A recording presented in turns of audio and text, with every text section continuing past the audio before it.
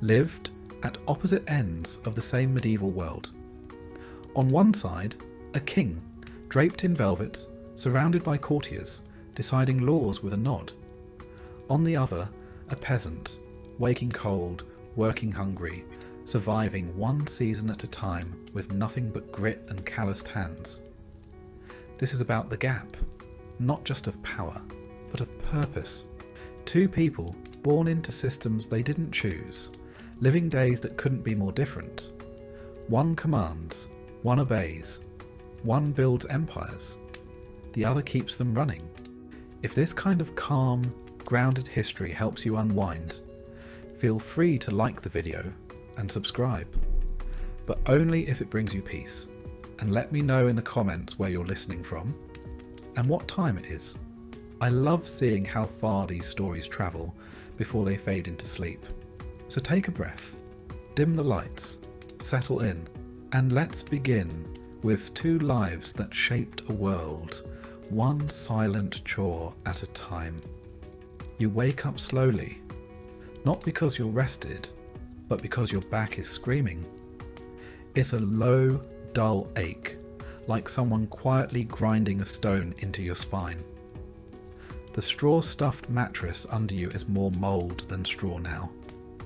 It hasn't been changed in years, and every time you shift your weight, dust and a faint smell of mildew puff into the air. You're sharing this bedding with your wife, 2 children, and something you're fairly sure is either a rat or a deeply unlucky squirrel. Either way, it's warm, and that's something. The roof is leaking again. You had hoped the clay patches you pressed into the holes last autumn would hold through winter, but they didn't. A slow drip has been plinking into a tin bowl all night. It sounds like a cruel clock. Plink, plink, plink. There's no fire. There was last night. You remember the glow before you fell asleep, huddled in your coarse wool blanket with your arms wrapped around your youngest child to keep her warm. But now there's nothing but cold ashes and the memory of warmth. Your breath fogs in the air above you.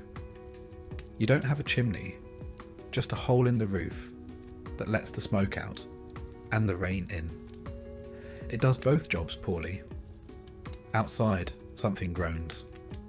Might be the wind, might be the pigs, might be your neighbour, Edric, already splitting wood. You can't tell, doesn't matter. You sit up slowly, careful not to knock over the bowl of water you keep beside the mattress. It's half frozen, with a skim of ice on the top. You break it with your fingers and splash it on your face. It stings. That's how you know you're awake. You pull on your tunic, the same one you wore yesterday and every day before that. It's rough, smells faintly of smoke and earth, and has been mended so many times the patches have patches.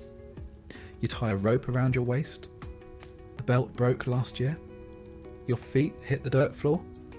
No shoes. You had shoes once, but the soles wore out and the leather cracked, and eventually you just gave up. Now it's bare feet in winter. It's not pleasant, but at least you don't have to worry about thieves stealing them. Your home is one room, no halls, no separate spaces.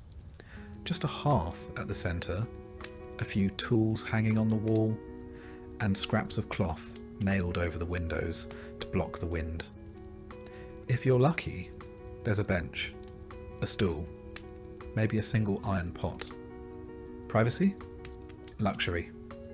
The average medieval peasant lives cheek to jowl with their entire family, and sometimes their livestock.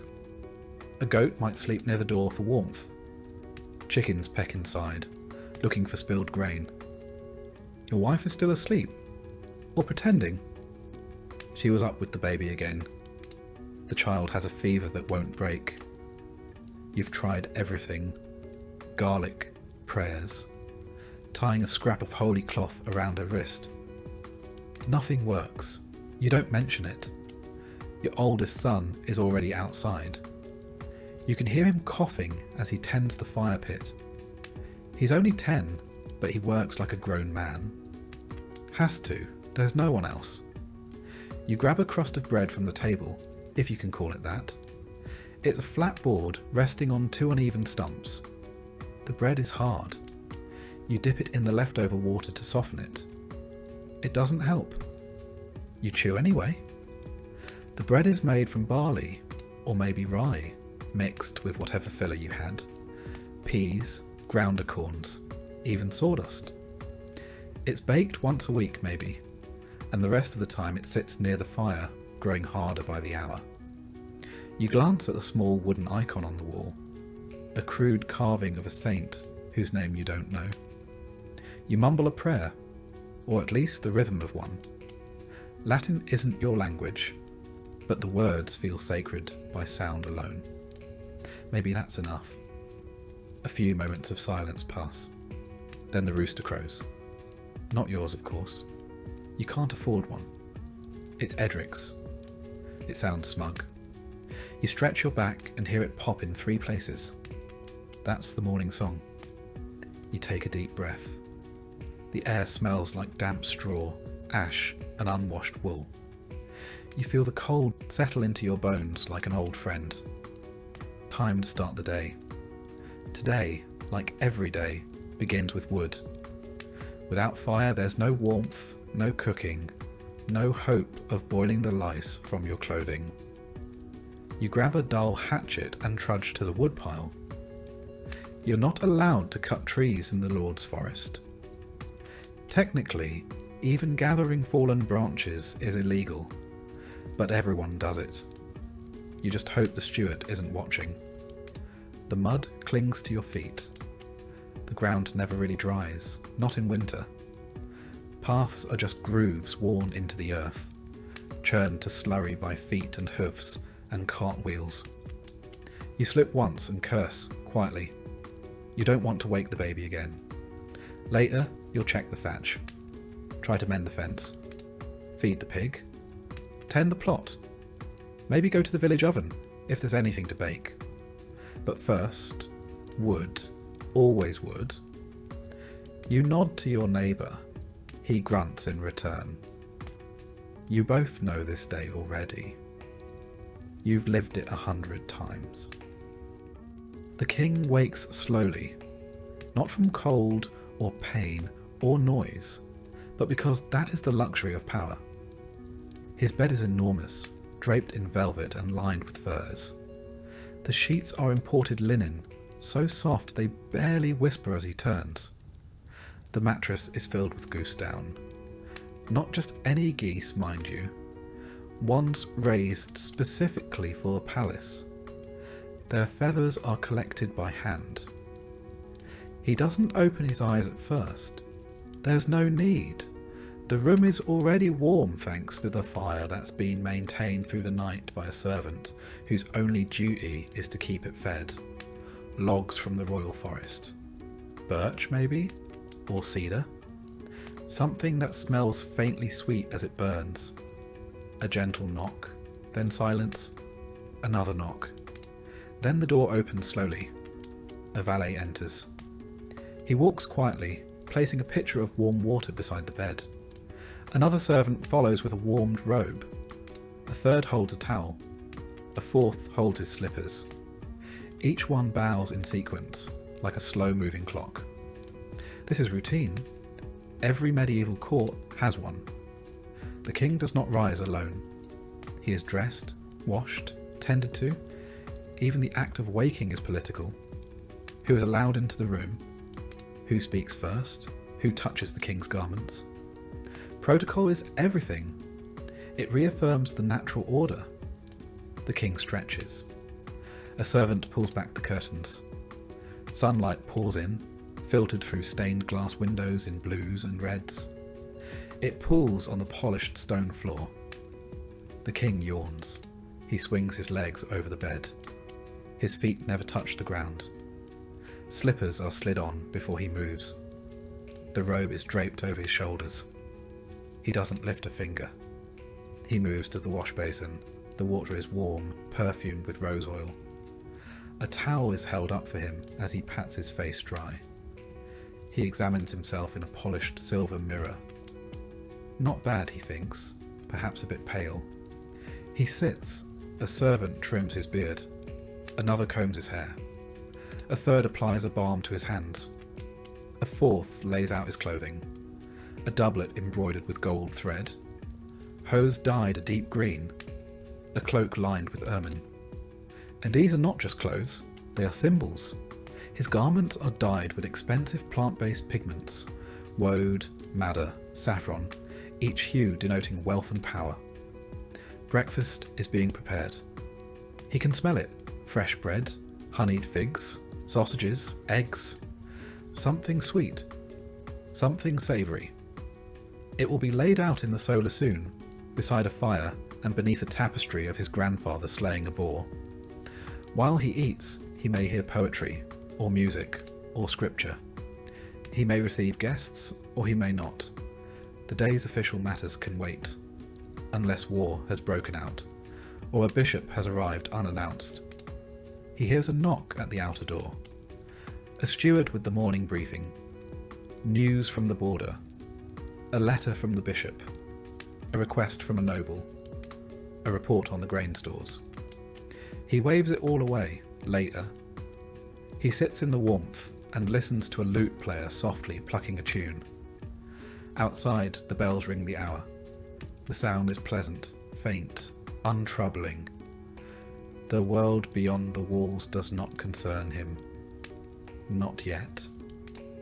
The king takes a sip of wine. Breakfast can wait. For the medieval peasant, breakfast was not a meal. It was a concession. A small pause between waking and working. A momentary comfort carved from the relentless pace of survival. It rarely came with ceremony, and it never came with choice. The hearth is barely lit, its fire still sulking from the night before. You prod at the embers with a stick and blow gently, your breath fogging in the air. With luck and a bit of kindling that hasn't gone damp in the night, a flicker appears. You feed it carefully until it glows enough to warm the bottom of a clay pot balanced on the edge of a stone. Your hands hover near it, desperate to steal back the warmth the night took from you. There is no table, just a flat board across two stumps, already scorched in spots from balancing pots over open flame. You pull a wooden bowl from the shelf, not quite round, chipped at the lip, and ladle in a scoop of what might generously be called porridge. The recipe is simple: water, some ground barley or oats, a pinch of salt when you can afford it.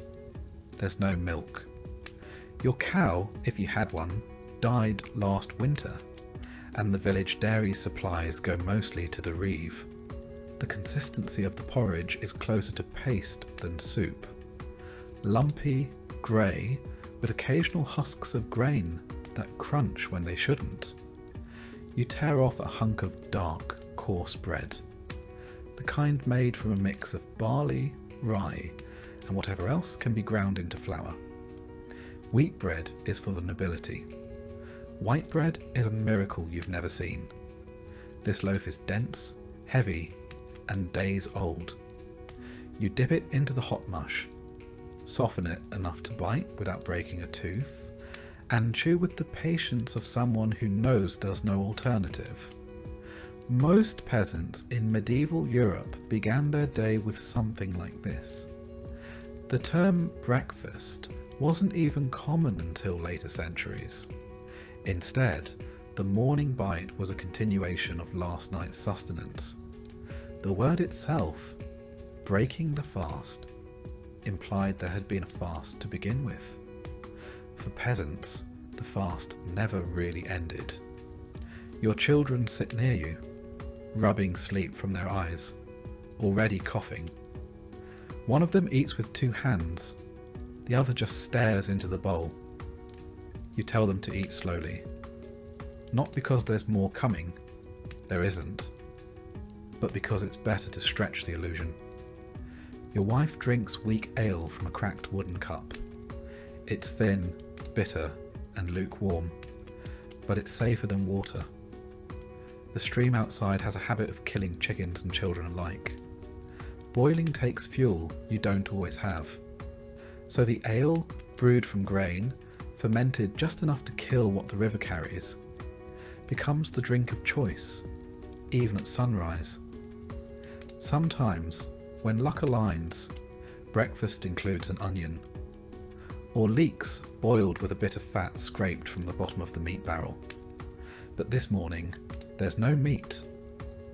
The pig was slaughtered weeks ago, its parts salted and hung in the rafters. Most of it went to the Lord, as was required by law, a tax of flesh, bone, and survival. You hear your neighbour cough outside.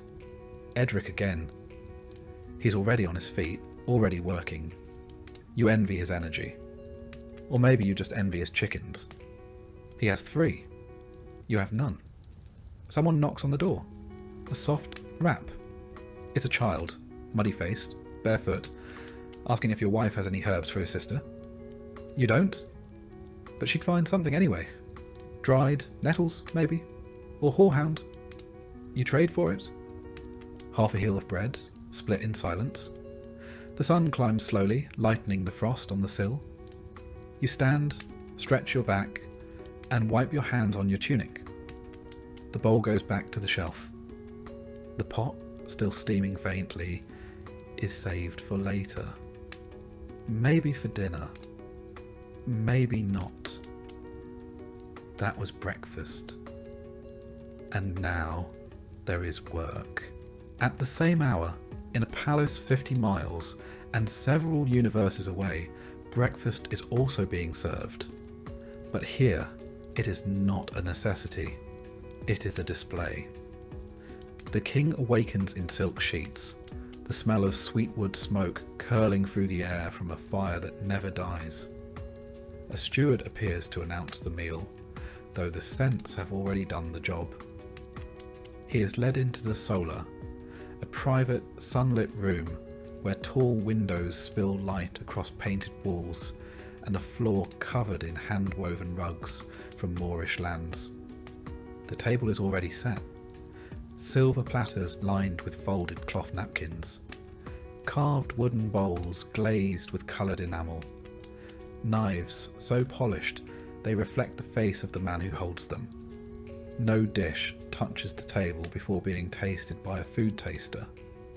The threat of poison is real, especially in times when political ambition is as common as hunger.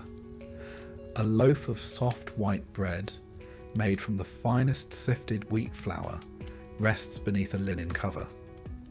This is manchet bread, prized for its purity. A luxury. Only the upper class can afford the fine sieves and careful processing that turns ordinary grain into something this pale and delicate. Alongside it, poached eggs from palace hens, sprinkled with herbs from the castle's kitchen garden. Spiced sausages of venison and boar, cured and smoked in ways peasants have only heard about. A bowl of figs, imported at cost from Iberia or the Holy Land, cut open to reveal their purple-red insides. Honeycomb dripping onto cheese, rich and soft, made from the milk of sheep raised on lands the king has never seen. He eats slowly. Not because he is savouring the meal, but because he knows he can. There's no rush. A cup of mead sits by his plate, gold-tinged and lightly scented with herbs. He drinks little of it. A servant waits with watered wine in case his mood changes. Breakfast for a king is as much about being seen as it is about eating. Attendants hover in silence. Musicians pluck a slow tune in the corner. The steward reads aloud the day's agenda. Petitions from nobles, disputes over borders, supply concerns from the coast. The king listens with one ear, chewing on a slice of pear poached in cinnamon. It is sweet. It is forgettable. Medieval royal meals were orchestrated events. Banquets and feasts were public. but even private meals followed rituals. Certain dishes implied wealth and status. The more exotic the ingredient, the higher the status. Spices like cinnamon, cloves and nutmeg were imported at staggering prices through Venetian and Arab merchants. A single sack of pepper might be worth a cow.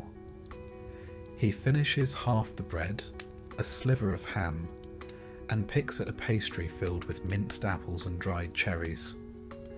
When he's had enough, he signals with a hand. The plates are cleared silently. A towel is brought for his fingers. He hasn't touched anything directly, but the gesture is expected. He reclines slightly, watching the dust float through the sunbeams. The servants step backward in perfect rhythm. The king's dog, a thin greyhound with polished fur, pads to his feet and rests its head on his slipper. He absently strokes its ears. Breakfast is over. Not because he is full, but because he says so. One meal eaten for fuel. One for pleasure. One devoured to fight hunger. One consumed because it exists. The peasant scrapes the last grain from his bowl and drinks weak ale. The king throws away half a roasted partridge because it tasted slightly overdone. The average peasant consumed around 1,500 to 2,000 calories a day when available, mostly from bread and pottage. The average nobleman? Closer to 4,000, with far less physical labour to burn it. Gout, the disease of kings, wasn't metaphorical. Too much meat, too much wine, too little motion. But in the end, neither man truly wins. The peasant walks away hungry, to a day that will demand everything. The king walks away bored, to a day that will offer everything, and ask him to pretend it matters. And so they rise from their tables, both under the same rising sun, one stomach aching with emptiness, the other aching with fullness, neither truly satisfied. You reach for your tunic, not because it's clean, not because it's new, but because it's all you have. In medieval Europe, peasants didn't own wardrobes. They owned a garment, singular. Maybe two if the harvest had been particularly kind. One for work, one for sleeping. Sometimes they were the same thing. Yours certainly are. It's made of rough spun wool, the fibres coarse enough to scratch your skin raw if you're not careful. The colour? Something between mud and old straw. It was once a pale brown, but years of labour, smoke and unwashed sweat have darkened it into anonymity. The sleeves are uneven. One is frayed at the cuff, the other patched with an old scrap from your wife's dress. No one will notice, no one cares. Underneath, if it's a good day, you might wear a linen shirt. Smock is the proper term. But today is not a good day. It tore last week while you were hauling timber, and the tear opened like a mouth across your side. You haven't had time to mend it. Besides, linen doesn't keep out the cold like wool does, even if it's softer on the skin. You step into your hose. Not like the noble's finely woven stockings. Yours are closer to long woolen tubes tied at the knee, sagging at the ankle, and held up by sheer stubbornness. One of them has a hole in the heel. You've been meaning to stitch it shut, but every day it seems less important than getting through the next. Shoes? If you're lucky. Maybe you own a pair. Old, cracked leather with twined laces and soles that have more holes than hide. Most peasants went barefoot for half the year, especially during warmer seasons. In winter, scraps of cloth might be wrapped around the feet, or you simply walked carefully. Today, you slip your feet into wooden clogs, crudely shaped and unforgiving, but better than frostbite. Your belt is rope. It used to be leather, but that cracked and snapped the same year your youngest was born. The rope is a better symbol of your station anyway. A looped, scratchy truth wrapped round your waist. No buttons, no zippers. Those are luxuries centuries away. Your clothes are fastened with knots, wooden toggles, or nothing at all. The neckline of your tunic hangs open, loose from years of wear. Your wife ties it closed with a bit of twine. She doesn't smile. Neither do you. There's nothing joyful about getting dressed when every stitch reminds you how close you are to nakedness. Medieval peasants had no closets, no drawers. Clothing hung from nails in the wall, or was folded and placed in a chest, if you were fortunate enough to own one. Lice were common companions. Fleas too. You brush something off your sleeve and decide not to look too closely. In some parts of Europe, sumptuary laws restricted what peasants could wear. Not that you were likely to offend those laws. You couldn't afford fine colours or dyed fabrics even if you tried. Purple, scarlet or gold. That would be illegal. And laughable. You've never even seen gold thread. Your wife wears much the same. A kirtle, a kind of dress if you squint, made of scratchy wool tied at the waist with a cord. Her head is covered with a wimple, not for fashion, but for warmth and modesty. Her sleeves are rolled up.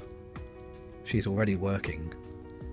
The children wear hand-me-downs so patched and mismatched they resemble scarecrows. The baby is swaddled in rags. There's a hole in one of them, which you patch with more rag. The cycle continues. Getting dressed is not a transformation. It is not preparation. It is simply a layering of misery onto flesh. A small armour against the world, just thick enough to fool yourself into thinking it matters. But you wear it anyway, because to go out in nothing would be worse. In the castle, the king's garments await him long before he opens his eyes. Laid out by pages and valets, his clothing is carefully selected, inspected, and warmed by the fire so that not even a thread feels chilled when it touches his skin. It begins not with the outer garments, but with the linens. Soft, bleached white underclothes made of finely woven flax fibres. Only nobles could afford such softness. The peasants grow the flax, the king wears it. First, a shirt, long-sleeved, smooth, almost weightless. It smells faintly of lavender, dried and stored among the folds by servants whose names he doesn't know. Over that hose, snug-fitting woolen garments that cover his legs from ankle to thigh. These are dyed a deep blue, a colour expensive to produce, extracted from woad and reserved for those of means. Over the hose, he is helped into a doublet, a padded tailored jacket that buttons down the front with small discs of bone or polished horn. The buttons are decorative as much as functional. Unlike the peasant, the king wears buttons not because he must, but because he can. Buttons are a mark of craftsmanship, proof of tailoring, a symbol of class stitched into the seams. His cloak today is velvet, dyed a rich burgundy, lined with ermine fur. The cloak drapes from his shoulders and trails slightly on the floor. A servant tucks it just so, to avoid dust. On his feet, soft leather boots, made by the castle cordwainer, fitted exactly to his size and shape. They have never touched mud. A sash of silk is tied around his waist, its ends embroidered with the symbol of his house. Silk is imported from Byzantium and the East. It travels through trade routes guarded by mercenaries and balanced on the backs of camels. It arrives here at great cost. He doesn't think about that. He just likes the way it drapes. Jewellery is optional but customary. A ring or two, a brooch, a clasp set with semi-precious stones. These are not for security or beauty. They are reminders to everyone in his presence that his body is sacred, adorned, elevated.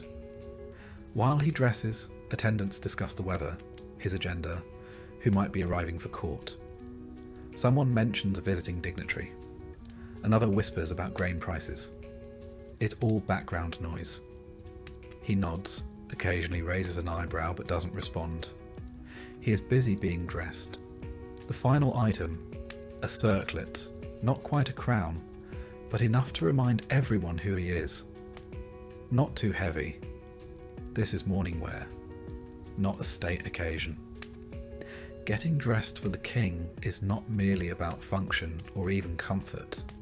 It is a performance, a layering of power, thread by thread. His clothes are stitched not just to warm him, but to separate him from the world, to make it clear that he is not of the same cloth.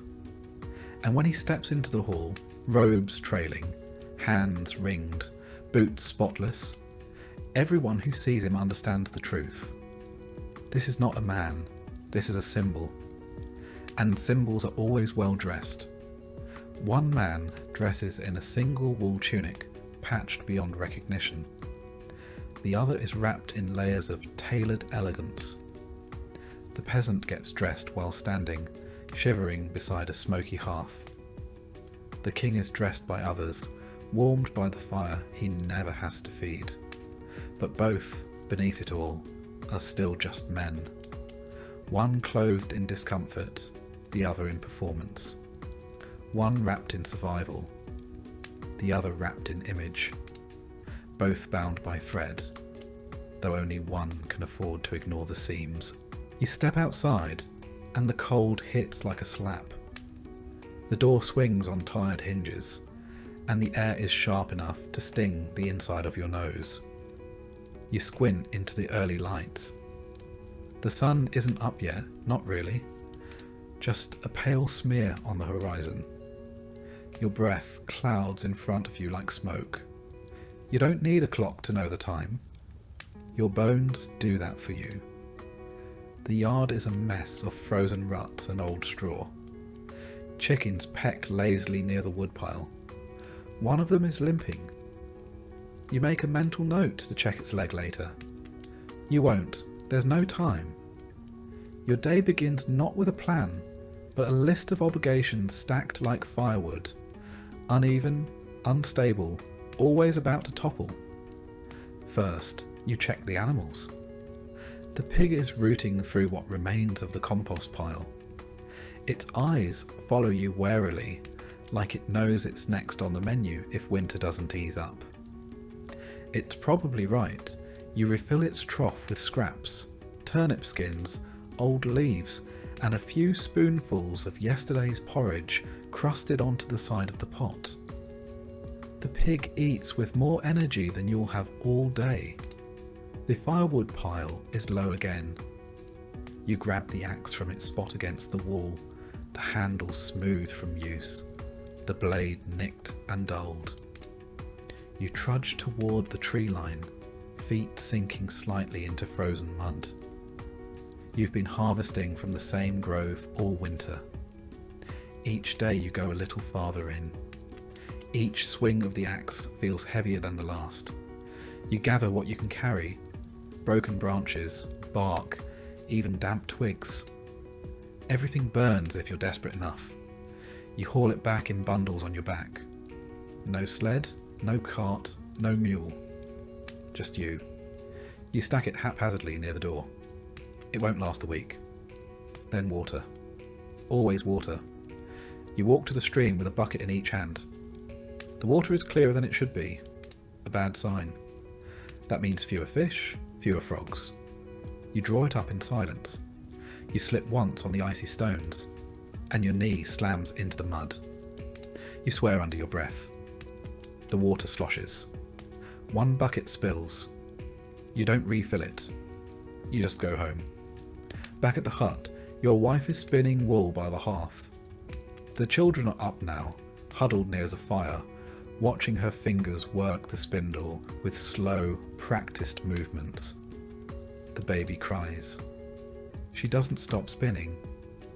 You change into your working tunic, the one with fewer holes near the knees, and wrap a cloth around your head. There's work waiting in the Lord's field. There's always work, and always for someone else's benefit. You walk the mile to the manorial land, shoulders hunched, hands in sleeves. Others walk beside you, men you know, men you don't talk to. Conversation is a luxury for men with energy. You save your breath for labour. Today's duty is muck spreading. The stench is overwhelming. You breathe through your mouth and try not to gag. You shovel slowly, methodically, spreading dung across frozen soil in the name of future fertility. You don't ask how much you'll be paid. You won't be. This is part of your feudal obligation. Corvée labour. You owe the Lord so many days a year, and today is one of them. You'll get a nod, maybe some leftover grain if he's feeling generous. You won't complain. You've seen what happens to men who do. In the medieval manorial system, peasants were expected to work their lord's land in addition to tending their own. The balance was impossible. Your own plot withers while you sow his wealth. But to protest is to starve. By midday your hands are raw. Your legs tremble. You've relieved yourself behind a tree and wiped with leaves. Your stomach groans. Lunch is whatever you brought. A crust of bread, a clove of garlic, a slice of dried turnip wrapped in cloth. You chew slowly, seated on a rock, watching the Lord's reeve ride by on horseback. His boots shine. Your knees are stained with filth. You finish eating. There is more work. There is always more. The king's duties begin in the great hall, long after the servants have finished setting it in order. Tall windows spill coloured light across polished floors, and the air is fragrant with herbs scattered to mask the smell of too many bodies in too little space. A scribe stands ready with a scroll. The steward approaches, bowing low. The first item on the agenda is a petition from a noble family requesting permission to build a new mill. The king listens, then gestures. Let the advisors argue. He'll decide once they've worn themselves out. He settles into the high-backed chair, not quite a throne, but elevated nonetheless, and sips wine from a goblet carved with a royal crest. His robe is thick velvet, his fingers heavy with rings. A clerk begins reading aloud the list of grievances from the local burghers. The taxes are too high, the roads are impassable. Bandits stalk the woods again. The king nods occasionally. Mostly he thinks about lunch. A messenger arrives from the northern border. There's trouble as always.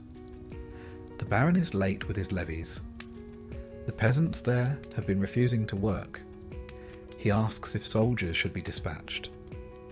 The king raises an eyebrow. Only if the harvest is in, he murmurs.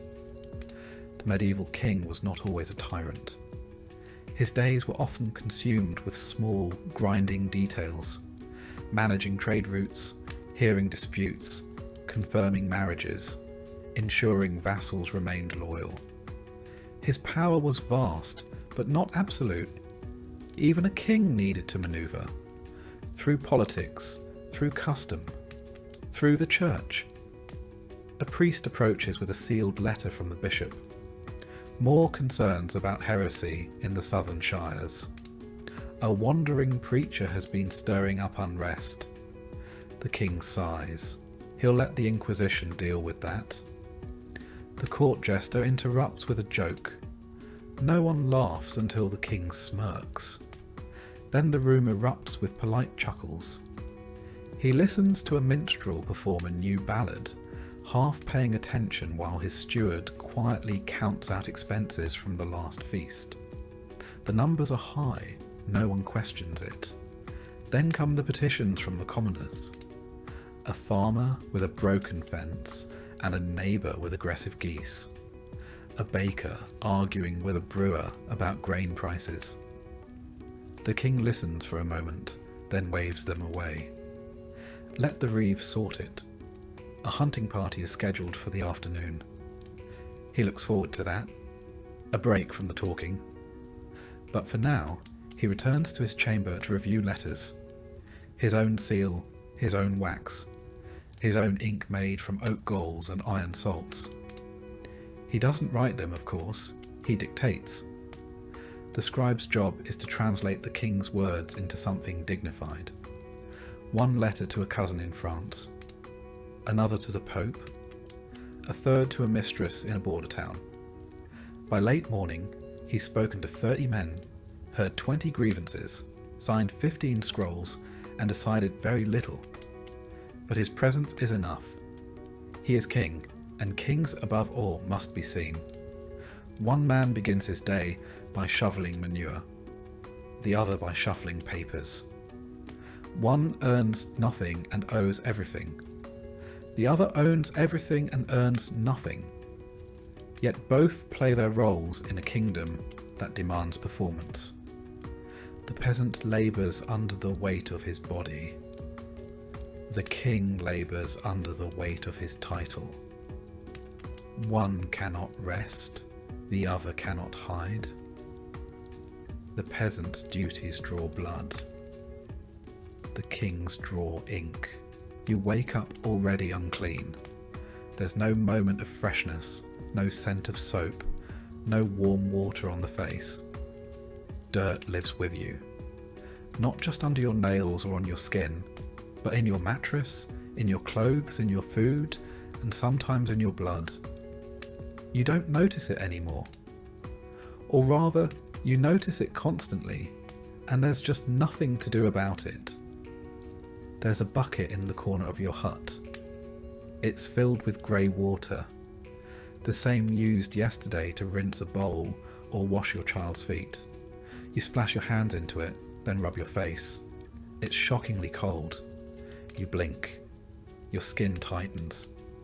You feel more awake, but not cleaner. Soap is rare. When it exists, it's made from lye and animal fat, coarse and stinging, and kept for special occasions. Your wife used the last of it weeks ago to wash linens before a saint's feast. She still has the blisters. You wipe your hands on your tunic, which is already soiled at the waist from firewood, ash and pig feed. It doesn't matter. You smell like sweat and smoke and old wool. So does everyone else. Medieval peasants didn't bathe often. Not because they didn't want to, but because there was little opportunity. No plumbing, no privacy. Water had to be carried, bucket by bucket, from streams or wells. Heating it meant burning precious firewood. The result? A full bath happened maybe a few times a year. More often in summer, less in winter. You couldn't waste warmth. The church preached cleanliness of the soul, not the body. Some monks bathed, but for the average labourer, a wash meant a quick splash of cold water on the face and hands. You've heard rumours of Roman baths, ancient places of steam and marble, but they sound more like fairy tales than history. You pick at the dirt in your fingernails. It's a pointless ritual. You'll be knee-deep in soil within the hour anyway. Your feet are cracked, your knuckles chapped. You have a rash on your leg that hasn't gone away.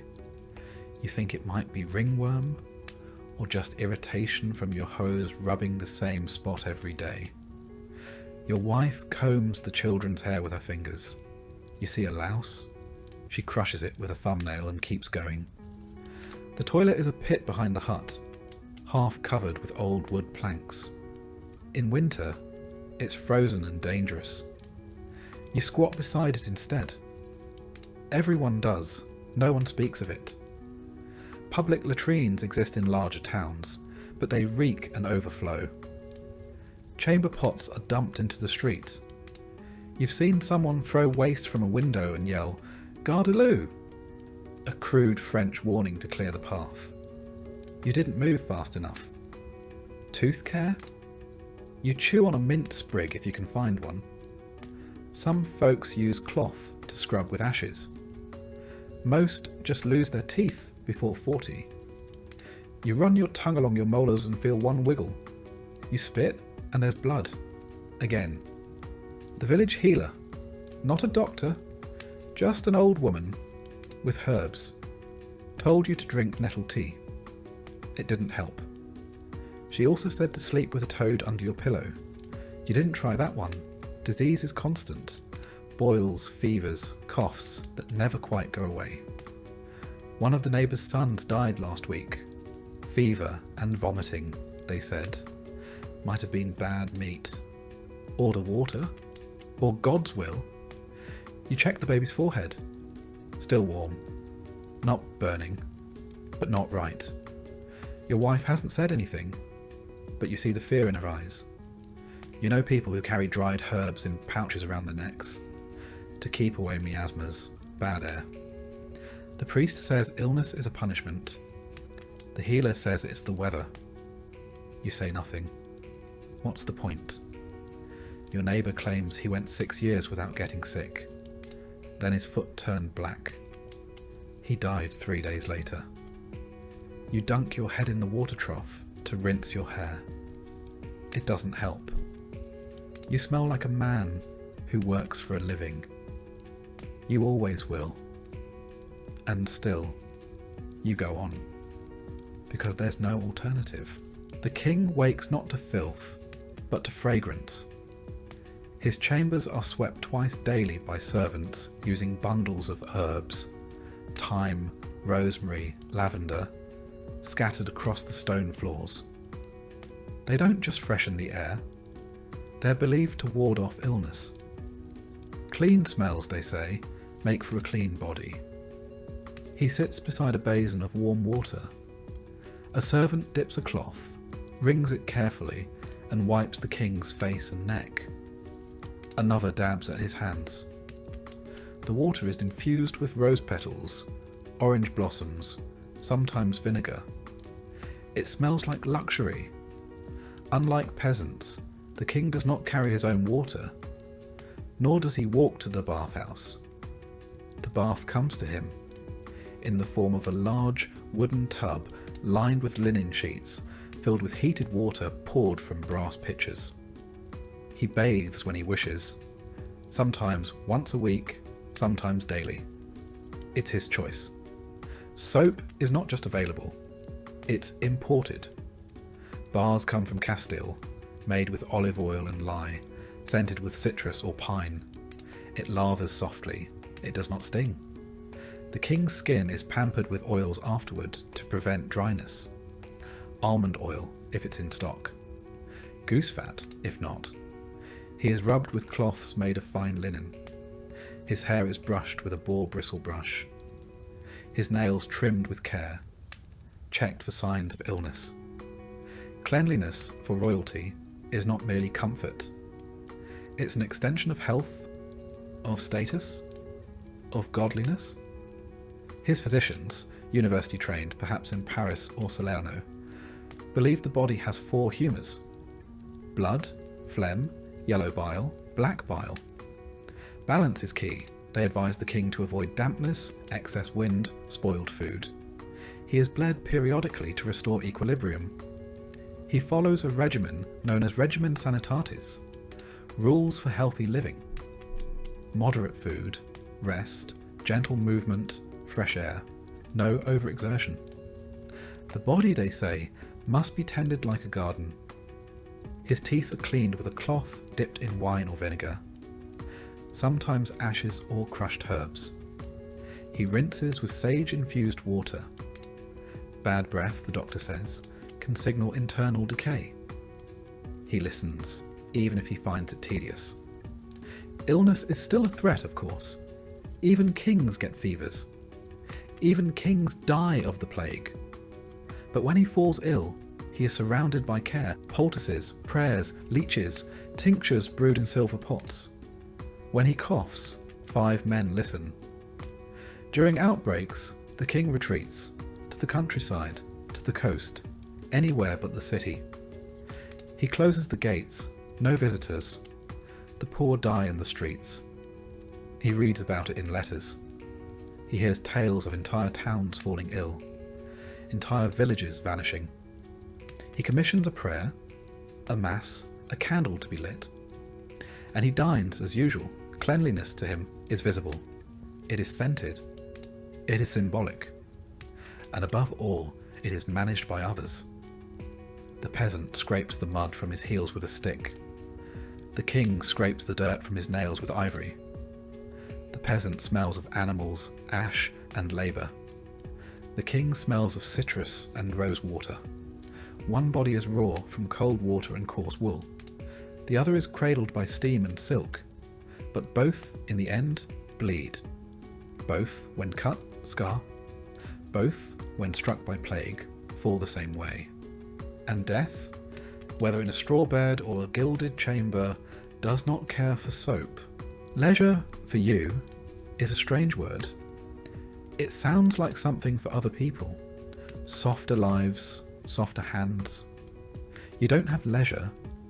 You have pauses. Gaps in labour where your body aches too much to move. And your thoughts shuffle through boredom and pain. Still, even the lowest peasant finds a way to break the monotony. Because if all you ever do is work, eventually, you forget why you bother to survive at all. The first and most common form of entertainment. Talking. Not idle gossip, although that exists, but stories. Tales told by the firelight when the work is done, when the children have quieted, and the pot is empty. You don't own a book. You can't read, and neither can anyone else you know. But you've heard stories passed down from your grandfather about saints, demons, dragons, and long-dead kings. Some tales are morality fables. Others are barely held together nonsense about animals who outwit the devil. All are told slowly, dramatically, with long pauses and widened eyes. They don't have to make sense. They just have to make you forget your hunger. The village also entertains itself with song. Not in melodies you'd find in a cathedral, but sharp, rhythmic chants. Simple lyrics, easy to remember. Often lewd, always local. You know a dozen that mention someone in your hamlet by name. You sing while you work sometimes. Not because it's fun, but because it helps the time pass. Festivals, when they happen, are the height of joy. The church calendar provides structure. Feast days, saints' days, holy days. These are your sanctioned excuses to stop labouring, to drink, to dance, to gather in the square with others and pretend the year isn't dragging its weight across your back. During the feast of St. Martin, the villagers roast what meat they can spare. You once saw a pig's head carried on a platter, its eyes replaced with onions. Children danced around it. Someone juggled turnips. You drank too much ale and vomited behind the church.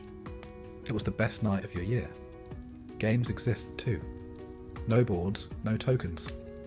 Just rocks, sticks, and imagination. You've played Catch the Goose, a game that mostly involves chasing a terrified bird across a field while people laugh. You've bet on who can lift the biggest log. You've watched grown men wrestle in the mud for nothing but pride and scratches. Sometimes a travelling performer passes through. A juggler, a puppet show, a man with a monkey who does tricks for coin. You watched one swallow fire once. You're still not sure how he survived. You didn't have a penny to give him, but you stood in the mud for an hour and watched in silence. And then, of course, there's ale. Weak, cloudy, sour. Brewed in barrels that have never been cleaned. Served in mugs that have never been washed. But it works. It dulls the edge. On a good night, You sit with neighbours, nursing the drink, and listening to someone attempt a dirty joke that's too long and poorly told. You laugh anyway. Not at the joke, at the effort. Drunkenness isn't frowned upon exactly. It's expected. Your lord drinks too. The priest may warn against excess, but even he accepts a cup during feast days. You've danced in the dirt, barefoot, with someone else's wife. You've sung songs you don't remember. You've fallen asleep under a tree and woken up with leaves in your mouth. It isn't much, it's barely anything. But for a few hours it's enough. For the king, entertainment is an institution, an extension of power, taste and spectacle. It isn't simply about enjoyment, it's about control, presentation, dominance of boredom itself. Each day the king has choices: music, sport, hunting, dining or the theatre of politics. Each a stage upon which he performs his identity as ruler. In the late morning, a minstrel plays in the solar. Lute, harp, flute. Trained hands plucking chords composed to soothe or flatter. The melodies are composed by professionals, copied by scribes, and performed by those who know their lives depend on the king's reaction. He listens idly. Sometimes he closes his eyes, not out of appreciation, but out of boredom. Then he waves a hand and says, "Enough." The room empties. Later he walks in the gardens. These aren't wild hedgerows like those outside the peasant's hut. They are curated spaces. Ornamental herbs, sculpted topiaries, fountains imported from Italy. Everything arranged to remind him of order, his order. He plays chess with a visiting noble. The board is made of inlaid ivory and lapis. The pieces are hand-carved. The game is long, slow, half conversation, half test. He wins because he must. The noble doesn't mind. He was never trying to win anyway. In the afternoon he hunts. The royal hunt is not a necessity. It's not about feeding the court, it's theatre. He mounts his horse, bred for stamina and speed, wearing a leather doublet, gloves stitched with his crest. Hawks ride on gloved fists. Hounds run ahead. Horns sound, the forest clears for him. The animals are driven toward him by beaters, peasants with sticks, shouting and stomping through a brush. When the deer appears, he looses his arrow. If he hits, it is a great shot. If he misses, it was a great shot that narrowly missed. The record will reflect it either way. At the end of the hunt, there is a feast. The boar is roasted whole. Game birds are dressed in their own feathers. Wine flows freely. This is not survival, this is abundance. A display of divine favour. The medieval king's court often included jesters, acrobats, storytellers, and even magicians. These performers were well trained, many travelling across kingdoms. A single misstep, a poorly told joke, an insult taken too far, could mean exile or worse. But if they succeeded, they might dine near nobility, gain patronage, or receive a gift of land. He watches a performance. A troupe enacts a play from a distant city, perhaps Paris or Prague. The themes are familiar: betrayal, honour, God. He applauds at the end, even if he barely followed the plot. The hall echoes with approval.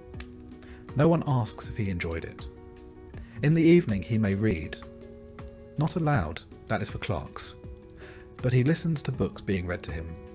Tales of ancient Rome, romances of knights and maidens, treatises on theology. He asks questions occasionally, not always expecting answers. Then music again. Then a warm bath. Then sleep. Entertainment is not rare for him. It is constant. And yet, he is often bored. The peasant laughs because it might be the only joy he feels all week. The king laughs because it's expected. One dances in the dirt, in bare feet, to the rhythm of a friend slapping a barrel. The other dances in a hall, gilded and perfumed, to strings and harps. One sings to forget the hunger. The other listens to singers to fill the silence. The peasant waits all year for a single feast day. The king feasts every day and longs for something new. Yet both, in their own way, seek the same thing: to forget for a moment what they are. You wake hungry again. You went to bed with hunger sitting in your gut like a stone, and it's still there, just dulled by sleep. The idea of being full feels like a memory from another life. Maybe you were full once, a festival day, a neighbour's wedding, but most mornings, like this one, your stomach starts out quiet and gets louder by the hour. You stir the pot hanging over the hearth. It's yesterday's pottage, still warm from the coals, thick like glue and brown like mud, bits of barley, a turnip chunk, a wilted leaf. You ladle a scoop into your bowl. There's not much left, so you give the bigger share to your eldest child. He doesn't thank you. He just eats like a dog that doesn't want to be seen. Pottage is what you eat. Morning, evening, sometimes cold in the middle of the day, if there's enough to spare. There's no recipe. It's whatever you have, boiled for hours until it can't be picked apart. Barley and oats are common. Sometimes beans, peas, leeks. If you're lucky, a scrap of fatback or a bone for flavour. Usually not. Bread is next if there's any. Yours is black and hard, made from rye and barley. Grains that grow better in poor soil, the kind you farm. The flour is mixed with water and salt if you have it, then baked into rounds or flat cakes in the communal oven if you remembered your place in line. There's grit in the bread. Stone ground flour always leaves a bit behind, and it wears your teeth down year by year. Your molars feel dull now. One is starting to crack. You chew anyway. Slowly. Carefully. You drink ale. Everyone does. Not the strong stuff. What you have is weak and cloudy, more like fermented grain tea than anything intoxicating. But it's safe. Safer than the river. The well went bad last month, and you still remember the sick child who didn't make it. Boiling water takes firewood, and firewood takes hours. Ale it is. Meat is rare. Maybe once a month you buy a scrap from the tanner. A cut too fatty to cure, or too bruised to store. You boil it with roots and pretend it's a feast. Sometimes your neighbour traps a rabbit. You pretend not to notice. Hunting's forbidden unless you're a noble. The punishment for poaching a deer is death. For a rabbit, a beating. For a swan, you don't want to know. Your pigs are gone. Sold off after the last frost destroyed the root cellar. Chickens are easier to keep, but they don't lay in winter. You used to trade eggs for cheese. Now you just eat the eggs, when there are any. Cheese is a summer luxury. Milk turns too quickly this time of year. On holy days, there's more to eat. Saints' feasts, harvest festivals, weddings. These are the times you remember with your eyes closed. Bread stuffed with onions. Roasted goose. Baked apples dripping with honey. It doesn't last, but it burns into memory. You've told your children stories of the last Michaelmas feast as if it were legend. Some peasants barter with their produce. You trade leeks for butter, cabbages for fish. The fish is salted, rough on the tongue, but keeps well. You once found a coin at the roadside and bought a fig at market. One figure. You sliced it in 4 and let your children each have a piece. They still talk about it. Your food doesn't travel. Nothing comes from farther than a day's walk. You don't know what olives are. You've never seen a lemon. Spices are a rumour. Pepper? For princes. You flavour with herbs you grow yourself. Thyme, mustard leaf, horseradish root. You salt when you can. More often you don't. Your wife cooks. She stirs, strains, kneads, and lifts pots that steam her face red. Her hands are always red and cracked. Your eldest daughter helps, scraping pots and tending the fire. Meals are more work than reward. You eat in silence, or with quiet murmurs. No time for talk. You eat to finish. And when it's done, you thank God, whether you mean it or not. Then you go back to work. The king eats whenever he chooses, or rather, whenever the schedule of the court allows him to be fed with ceremony. Meals are more than nourishment here. They are theatre, statements. A feast not just for his guests, but for the idea of monarchy itself. His food is prepared in vast kitchens beneath the castle. Whole departments exist to coordinate the supply of game, fish, vegetables, spices, bread, and wine. There are master cooks, assistants, pastry makers, poulterers, fishmongers, sauce chefs, spit turners, butterers, cupbearers, and food tasters. Each has a rank. Some have apprentices. Many serve for life. Bread arrives first, white and soft, made of wheat grown on royal estates and sifted through fine cloth. This is manchet bread, made only for the rich. It's served warm, sliced thin by a specialist. He carries the knife like a knight might carry a sword. Next come meats. Spit roasted boars, larded hares, herbed venison, wild birds cooked in wine and cloves. There are pies with layered fillings, pigeon, pear, dates and veal, each crust sealed and stamped with the royal crest. Everything smells of spice, nutmeg, ginger, cinnamon, saffron. Spice is more expensive than gold. The king does not eat from wooden bowls. His dishes are pewter, silver, or gilded ceramic. His goblets are etched glass or ornate metal, often studded with stones. He drinks wine from Aquitaine, Cyprus, Burgundy, imported by merchants who bribed their way into court favour. There is fish, always fish, even on meat days. Salted sturgeon, eels in almond milk, baked trout garnished with violets. On Fridays and fast days, when meat is forbidden by church law, the cooks become even more inventive. Whale meat is considered fish by decree. So is beaver tail. So are frogs.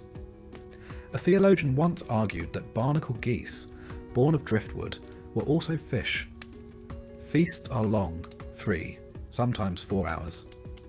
Each course ends with an entremet, a kind of edible entertainment. A model castle made of pastry. A roasted peacock redressed in its feathers, set ablaze with brandy. A pie that, when opened, releases live birds into the hall. The king eats little of each dish. A few bites, a taste. He's not eating for hunger. He's eating for demonstration. His physicians monitor his consumption carefully. He is advised according to the theory of the 4 humours. Balance between hot, cold, wet and dry. Roast beef is hot and dry. Fresh apples are cold and moist. Food must be chosen with care, lest it unbalance the king's body, or worse, his mind. Sometimes he is bled before a meal. Sometimes he fasts. Sometimes he indulges. But always the meal is recorded, chronicled, observed. If guests are present, and they often are, they watch the king eat first. They do not begin until he does. They are served less lavish versions of his dishes. They watch his face for signs. Did he like the quail? Was the sauce too sharp? Should they compliment the chef? After the meal, his hands are washed in rosewater by attendants. A perfumed cloth is offered. A minstrel plays. A servant recites a list of expenses incurred, and then with a nod, he stands. The meal is over. The performance is complete. The peasant eats scraps and roots and salt. The king eats peacocks and pears in wine. The peasant prays for enough. The king prays it's not overdone. The peasant eats what he can find. The king chooses what others search for. But both, under wool or velvet, in draughty huts or gilded halls, must eat. Both rely on others. One on the land, the other on men. Neither can live without the hands that grow, gather, kill, and cook. The difference is who gets to rest afterwards. You wake with the name of a saint on your lips. You're not sure which one. There are too many. Saint Cuthbert? Saint Isidore? The one your wife prays to for healthy births? Or the one your neighbour swears healed his cow's leg? They blur together. Their images are painted badly on wood or carved in the stone at the chapel. Flat eyes and bent fingers, holding books, staffs or babies. They all look tired. You feel the same. Religion is not something you think about. It's something you live inside, like the weather, like the mud. You cross yourself before you eat. You mumble prayers before bed. You know the Lord's Prayer, though half the words don't mean anything to you. You know the Creed. You know that Sunday is for church and that missing it gets you noticed. You know the priest smells like wine and speaks in Latin. Latin, a language you do not understand. The priest reads from his book with a voice like a chant, rising and falling like the wind in the eaves. You nod, you kneel, you stand, you sit, you say amen. It's all by rhythm, like a dance you never learned, but have done all your life. The church is cold, always. Stone walls, no fire. Just candles, a rough altar, and the echo of old prayers. You sit on a bench and think about your chores. You don't mean to, you just do. The church tells you what to eat and when to fast. It tells you when to mourn and when to celebrate. There are dozens of feast days, but most of them mean kneeling more, not eating more. On Fridays, you don't eat meat. During Lent, you eat less of everything. Advent is for waiting. Easter is for singing.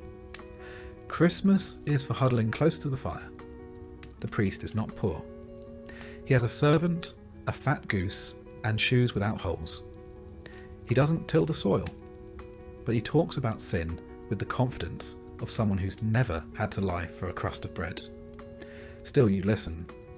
He buries your dead. He blesses your fields. He might even know your name. When things go wrong, when a child is born sick, or a cow refuses to milk, or the weather turns against you, you look for meaning, for punishment, for sin, for someone to blame.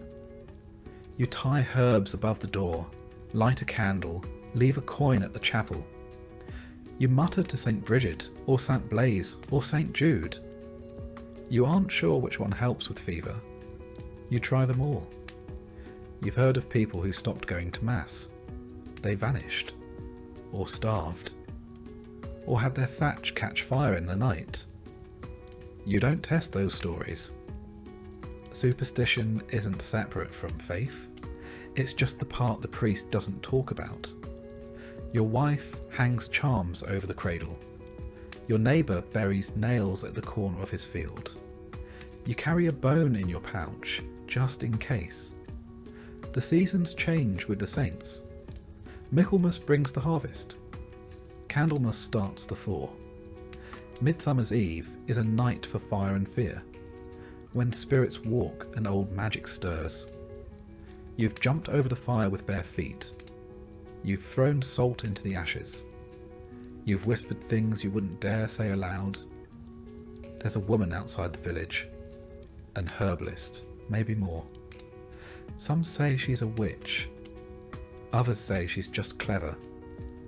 You went to her once when your youngest was sick. She gave you a sack of dried nettles and told you to burn it while singing. You did. The fever broke the next day. Coincidence? God? Her? You'll never know. That's the point. You believe because belief is what keeps you sane. Because it gives shape to fear. Because if you don't believe, what's left?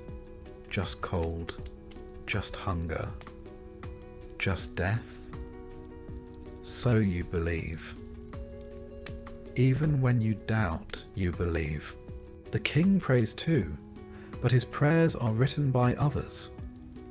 In the chapel attached to the royal palace, he kneels on cushions, surrounded by marble and stained glass. He holds a prayer book, a psalter illuminated in gold and crimson, with saints drawn in miniature. The words are in Latin, but he has been taught them since childhood. He knows when to bow, when to pause, when to look solemn. His faith is not just personal, it is political. Monarchs in medieval Europe ruled by divine right, their authority sanctioned by God, their power confirmed by coronation and anointing. To doubt the king was to doubt heaven itself. The king has confessors, bishops, and chaplains. He speaks with archbishops about church lands, tithes, theological debates. He funds monasteries and orders mass for the souls of his ancestors. He appoints clerics. He consults with Rome. He does not question doctrine, he shapes it. He observes holy days with ceremony, Easter, Christmas, Corpus Christi. The palace fills with clergy, incense, chant. Meals are altered, penances assigned, gifts offered to shrines. The performance is elaborate and necessary. But the king's religion is not always about belief. It's about structure, about order. The church records births, marriages, deaths. It legitimizes rule. It grants approval. It threatens excommunication. For the king, the church is an institution, a partner and a rival, a mirror of his own power. Still he believes, in his own way. He believes because the system would collapse if he didn't. He believes in divine order, in moral duty, in eternal reward. And yet, he too fears what lives outside the liturgy. He fears omens, eclipses, comets, strange births. He fears prophecy, dreams, the muttering of madmen. He wears relics under his cloak, a saint's tooth, a splinter from the true cross. His armour has a cross etched inside the breastplate. He believes it protects him. He consults astrologers. He reads horoscopes. His advisors tell him which days to travel and which to avoid. Before battle he fasts. He hears mass. He takes communion. He believes it will turn the tide. When plague strikes, he orders public prayers. He funds processions. He closes the city gates. He retreats to the countryside. He commissions masses for the dead. Thousands of names read aloud, night after night. He has seen what faith looks like in desperation.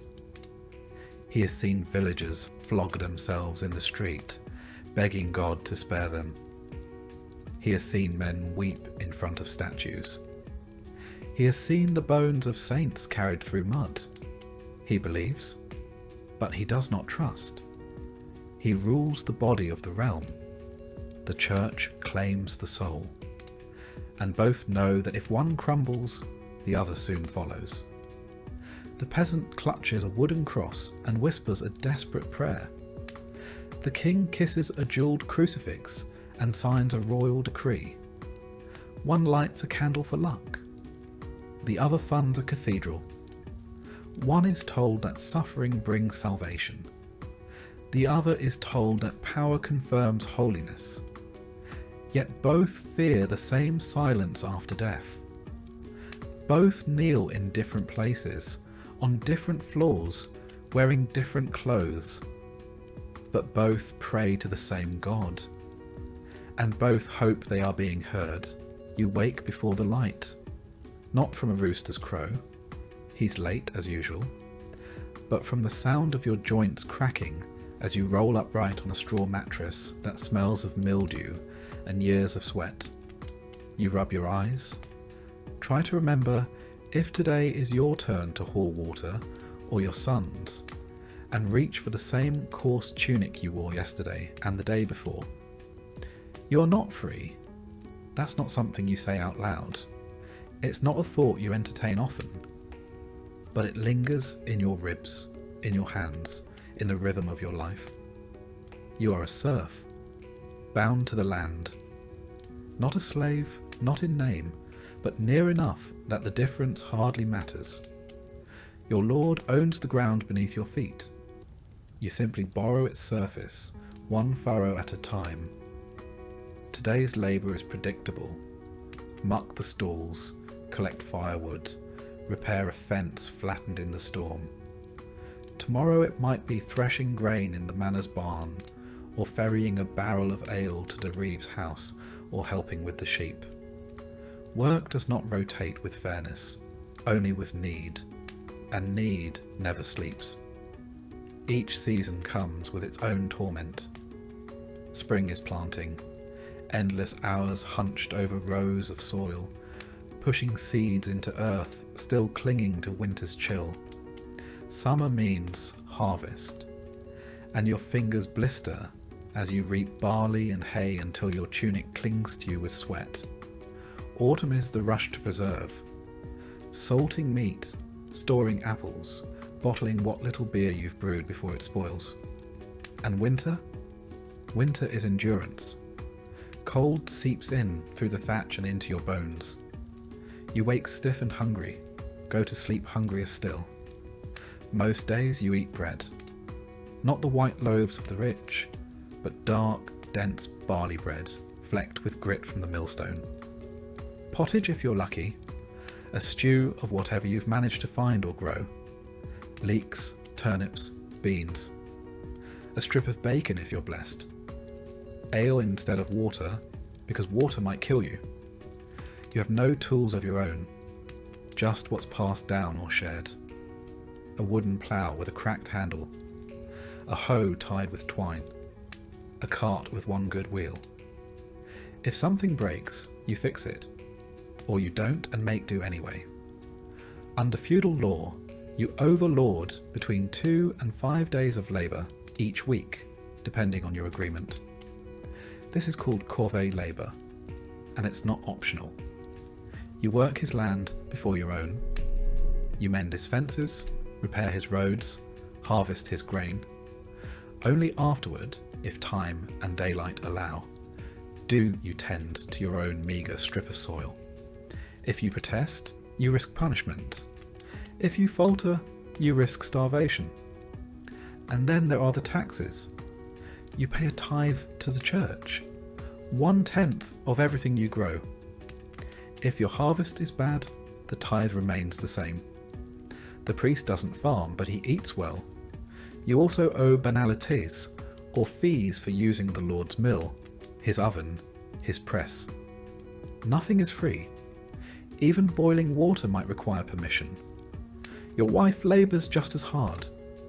She spins, bakes, cleans, tends animals, nurses children, and still finds time to mend your socks. There's no rest for her either, nor for your children. The moment they can lift a bucket or shoe a goose, they work. No one asks you what you want to be when you grow up. You already are what you will be: a worker of land, a servant of someone else's estate, a man defined by how long his back can hold out. But sometimes there's a quiet joy. You finish digging a new furrow and step back to admire its line. You patch the roof with thatch that stays dry during the next rain.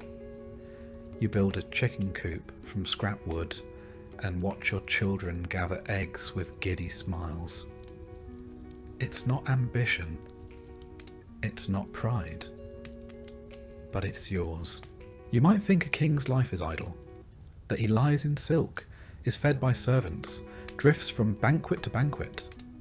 That's true, some of the time, but ruling is work. Different work, yes, but work all the same. He wakes surrounded by functionaries, a chamberlain, a squire, a confessor, a groom of the stool. Every movement is observed, every word carries weight. He is expected to be the embodiment of divine order, the cornerstone of a realm stitched together by loyalty and law. His day begins with council. The royal household is a bureaucracy. Treasurers count coin, stewards manage land, scribes track correspondence.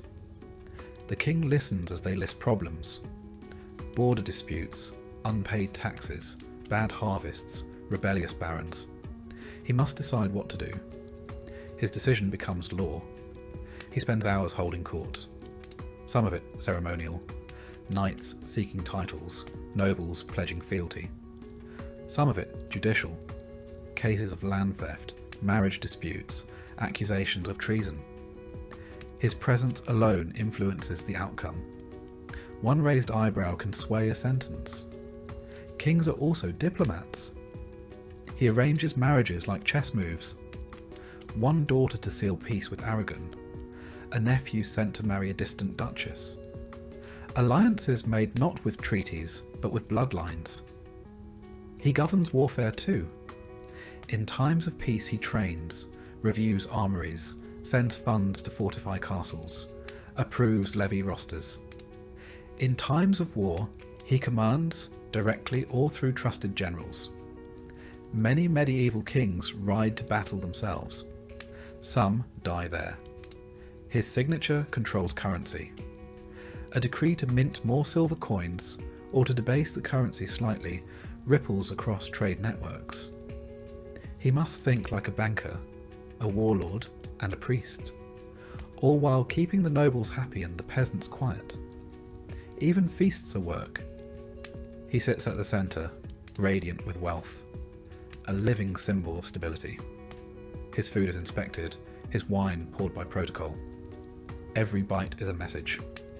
To eat too much is gluttony, too little, ingratitude. He meets with bishops, abbots, and papal legates. The church is both ally and rival. The king may fund monasteries and cathedrals, but he's also wary of Rome's influence.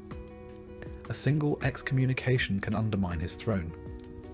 Sometimes, in a quiet hour, the king reads, or listens to a clerk read aloud, books of law, chronicles, religious texts. He must be informed. Ignorance is weakness. He must also project health. A weak king invites rebellion. So he rides, he hunts, he leads processions, he is seen. Visibility is a kind of labour, exhausting, unending.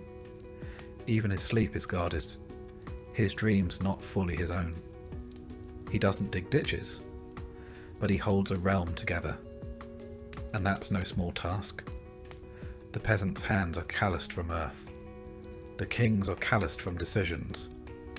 One sweats in the fields, the other sweats in the throne room. One's misstep means hunger, the other's misstep means rebellion. Both are watched, one by the steward, the other by his subjects. Both are punished, one by weather, the other by politics. The peasant works to endure, the king works to be remembered, but neither truly rests, and neither can exist without the other. You feel it before anyone else does, the way your breath shortens, the way your hands shake a little when you lift the pail. You try not to let the others see. There's too much to do. The firewood's low. The roof leaks again. There's turnip rot in the cellar. You sit more often, tell your children to fetch this or that. You smile when they obey, though inside you hate needing help. You were strong once. You worked from sunrise to nightfall. You built things with your hands. You never thought about how many winters were left until now. The pain gets worse. There is no doctor. There's no diagnosis. You do not know if it's your lungs or your liver or just your body deciding it's had enough. The midwife comes and gives you a tonic made of bitter root. The healer suggests nettle broth. The priest visits with a candle and a book. He asks if you are ready to confess. You are. Not because you think you've sinned more than anyone else, but because that's what you do. You confess. You receive the last rites. You try to die with dignity, even if the straw beneath you is wet and your wife is weeping into her sleeves. In medieval villages, death is part of life. The average life expectancy hovers around 35, but it isn't because people drop dead in their 30s. It's because children die often, and women die in childbirth, and accidents and illness don't wait. If you survive past childhood, you might live to 40, maybe even 50, but it's rare to see 60. Your family gathers. They're quiet. They don't ask questions. They know. You try to say something meaningful. A lesson. A joke. A goodbye. You try to remember your father's face. You try not to think of your dead son. You think about the fence you never fixed, and the new tools you can't afford, and the wheat you planted that someone else will harvest. There is no funeral procession. There's no tombstone. You're buried behind the church, maybe with a wooden cross, if there's time to carve one. The priest says words in Latin. You don't understand them. You hope God does. And what's left of you? A patched roof, a good rake, a son who knows how to tie a proper bundle of kindling, a daughter who still sings while she milks the goat. Maybe someone will name their baby after you. Maybe they'll say, he was kind, he worked hard, he never wasted bread. That is enough, because no one remembers most peasants. Not in books, not in songs, but the world they built, one rock and one bale of hay at a time. That stays standing.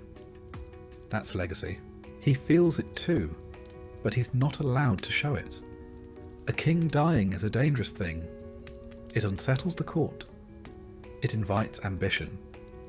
So the royal physicians say he is only tired. The courtiers whisper that he is resting. His enemies wonder how long he has left. His body is failing, but protocol does not. In medieval Europe, royal death is a ritualized event. The king does not simply fade, he begins to transition. His bedchamber becomes a chamber of state. Attendants hover. Clerics arrive. The royal confessor is summoned. The windows are shuttered. The best relics are brought in.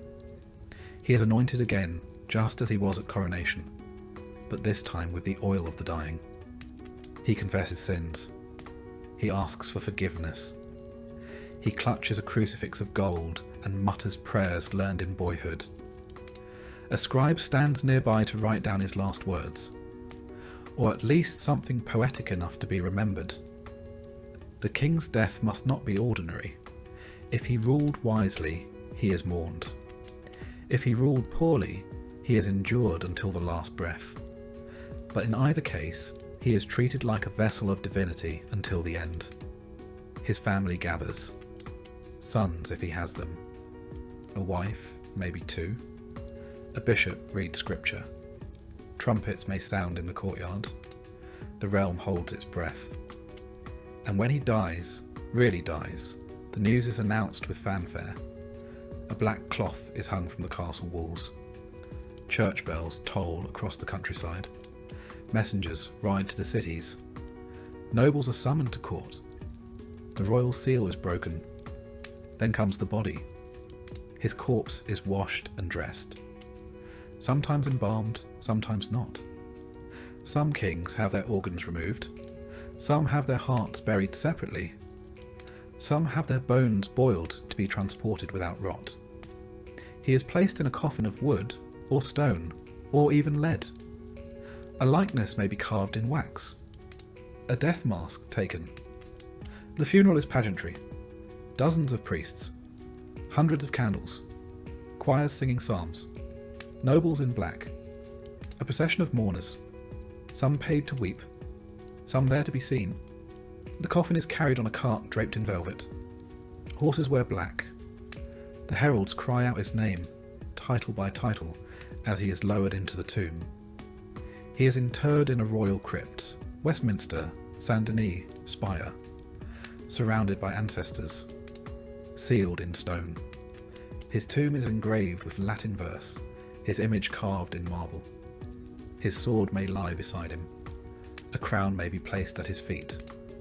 Sometimes he's buried with coins, relics, even jewels. His will is read, his heirs named, succession confirmed. But the kingdom does not rest. Wars break out over inheritance. Bastards rise to claim legitimacy. Queens remarry. Parliaments quarrel. One king dies. Another takes his place, always. And what remains of him? A law that bears his name. A cathedral funded by his tithe. A portrait in a dusty hall. Maybe a chapter in a chronicle, penned by a monk who never met him. But more often, his memory fades, overwritten by the next war, the next tax, the next king. The peasant lies beneath earth and stone. The king lies beneath gold and marble. One is buried by neighbours, the other by nobles. One rests beside a ditch, the other in a crypt, but they are equally still. Time forgets them at the same speed. The world turns without them. Grass grows over the grave. Language shifts, stories blur. In the end, legacy isn't a statue or a monument. It's the echo of your labour. The bread you baked that fed a child. The wall you built that stood another winter. The law you passed that outlasted your bones. The song someone still hums without remembering where they learned it. All things fade, but some things endure. In work, in memory, in silence. And when both the king and the peasant have crumbled to dust, the only difference is how long it takes the wind to blow their names away.